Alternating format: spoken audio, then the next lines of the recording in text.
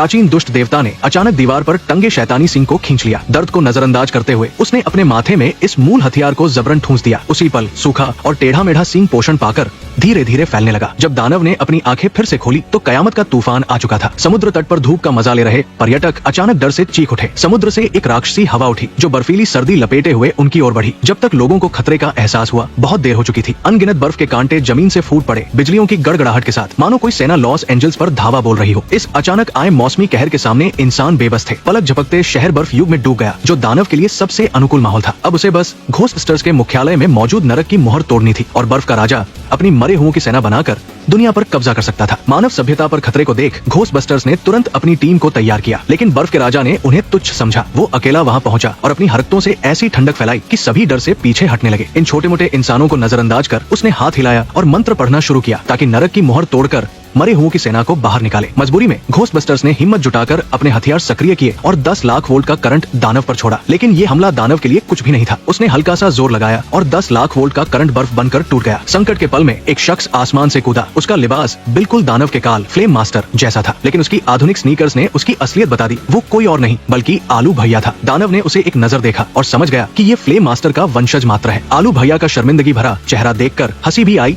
और तरस भी। आलू भैया ने अभी लाइटर निकालकर अपनी अधूरी आग की कला दिखाने की कोशिश भी नहीं की थी कि दानव ने उसे छीन लिया और एक फूंक में राख कर दिया। सबकी आखिरी उम्मीद टूट गई। लोग बस देखते रहे जब दानव ने बर्फीला तूफान उगला, जमीन को चीर दिया और बर्फ के कांटों ने उन्हें कोने में धकेल दिया। जरा सी हरकत की तो मौत निश्चित थी। दानव के मंत्रों के साथ उसके पैरों तले की मोहर में बर्फ के कांटों से दरारें पड़ने लगी। वो बर्फीले शहर में बेरोकटोक घूम रहा था, निराशा का जहर फैलाते हुए। जैसे ही साथी बर्फ की मूर्तियां बनने वाले थे, स्मॉल ने हिम्मत दिखाई। उसने अपग्रेडेड प्रोटॉन गन उठाई और दानव पर गोली चलाई। दानव को ये हमला अप्रत्याशित लगा। उसे मंत्र पढ़ना बंद करना पड़ा और नरक का रास्ता बंद करना पड़ा। स्मॉल ने तुरंत फायरिंग बढ़ाई, लेकिन दानव जल्दी ही इस करंट का आदी हो गया और उसने बर्फीला तूफान उगलकर जवाब दिया। स्मॉल ने पूरी ताकत लगाई, लेकिन दानव की 0 डिग्री ठंड के सामने वो टिक न सकी। कुछ ही पलों में उसका हथियार टूट गया और वो बेबस हो गई। वो गुस्से और लाचारी से दानव को घूरती रही जब वो अपने नुकीले पंजे से उसकी आत्मा निकालने को तैयार हुआ। लेकिन तभी एक दयालु भूत ने माचिस जलाई और दानव का ध्यान भटकाया। आलू भैया ने मौका पकड़ा और अपनी आग की कला को ताकत दी। उसने दानव पर आग की बौछार शुरू की। कमरे का तापमान अचानक बढ़ गया, जिससे बर्फ में जमे साथी जाग उठे। स्मॉल को भी मौका मिला। उसने फिर से हमला शुरू किया। दोनों की जोड़ी ने दानव को कमजोर कर दिया और वो मुश्किल में पड़ गया। बाकी साथियों ने अपने उपकरण सक्रिय किए और मोहर को ठीक करने की कोशिश की। जैसे ही ताकतवर करंट ने मोहर को फिर से सक्रिय किया, दानव को उल्टा झटका लगा। उसका सींग